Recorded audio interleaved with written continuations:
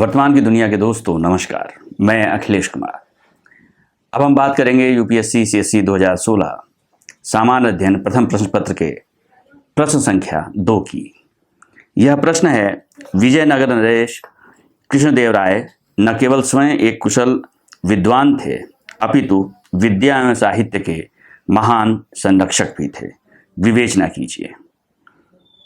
200 शब्द और 12.5 अंक के इस प्रश्न में आपको कृष्णदेवराय के बारे में उनकी जो विद्या और साहित्य के क्षेत्र में जो उनकी भूमिका है, उनके संरक्षण में जो उनकी भूमिका है, आपको यह प्रश्न उस पर लिखना है। यानी यह एक सामान्य प्रश्न है और आपको कृष्णदेवराय की जो महत्वपूर्ण विशेषता है उसके संदर्भ में लिखना है और इसमें उनकी जो पुस्तक है अमूल्य माल्यद, उसको लेते हुए आप इसकी व्याख्या कर सकते हैं और किस तरह से उन्होंने अपने कार्यकाल के दौरान तेलुगु साहित्य में उनकी जो भूमिका थी या उन्होंने जो तेलुगु साहित्य के तमाम बड़े बड़े लोगों को अपने यहाँ संरक्षण प्रदान किया था, विद्वानों को संरक्षण प्रदान किया था, इसी संदर्भ में इस प्रश्न को लिखना है।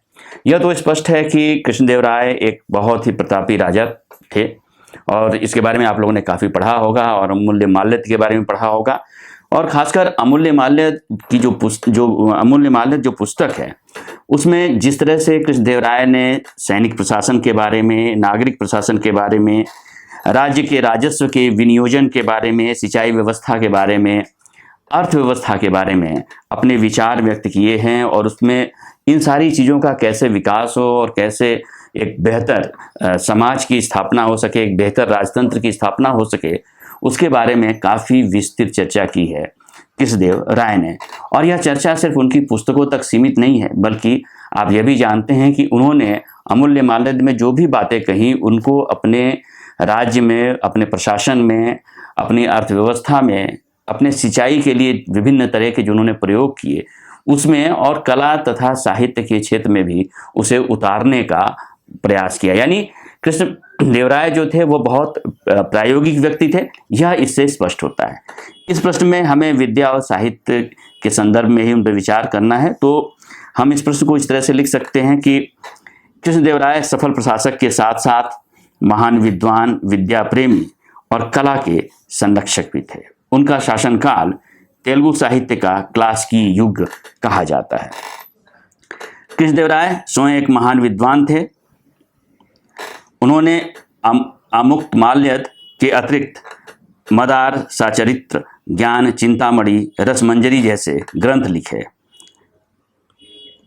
यानी मदार, सचरित्र, ज्ञान चिंतामणि, रसमंजरी जैसे ग्रंथ लिखे और जाम्बवंती, कल्याणम तथा उसे पढ़ने जैसे नाटकों की रचना की। यह कृष्णदेवराय ने उनका अपनी जो भूमिका थी वह है। उनके शासनकाल में तेलुगु साहित्य में एक नए युग का सूत्रपात हुआ जब संस्कृत रचनाओं के स्थान पर स्वतंत्र लेखन आरंभ किए गए। यानी तेलुगु साहित्य में उनका जो समय था वह काफ़ी महत्वपूर्ण था। उनके दरबार में तेलुगु के 8 महान विद्वान थे जिन्हें अष्टदिग्गज कहा जाता था। कृष्णदेवराय की इस विशेषता के चलते आंध्र भोज या अभिनव भोज भी कहा जाता था। कृष्णदेवराय को उनको जो उपाधि मिली थी उसमें आंध्र भोज और अभिनव भोज की उपाधि उन्हें प्रदान की गई थी। जो उनकी यह विशेषता थी तेलुगु साहित्य को लेकर और कला और साहित्य के संदर्भ में जो विशेषता थी उनकी, उसको लेकर उनके दरबार के प्रमुख कवियों में अल्लसनी, पेदना, धुजटी, तेनाली रामकृष्ण, नंदी तिम्मान, मादयगिरी मल्लान, अच्छसराजु रामचंद्र, भट्टमूर्ति, पंगली सुरन आदि प्रमुख थे। कृष्णदेवराय ने तेलुगु के अतिरिक्त संस्कृत और कन्नड़ तथा तमिल कवियों को भी समान रूप से प्रोत्साहन प्रदान किया था। उन्होंने कन्नड़ कवि मल्लारे को संरक्षण प्रदान किया। मल्लारे ने वीरशैव अमृता और सत्येंद्र चोल कथा जैसे ग्रंथों की रचना की थी। कृष्णदेवराय ने कन्नड़ कवि चातु विठलनाथ और तमिल कवि हरदास को भी संरक्षण प्रदान किया। इस तरह से आप देखते हैं कि कृष्णदेवराय का शासनकाल विद्या और साहित्य का क्लासिकी युग कहा जाता है।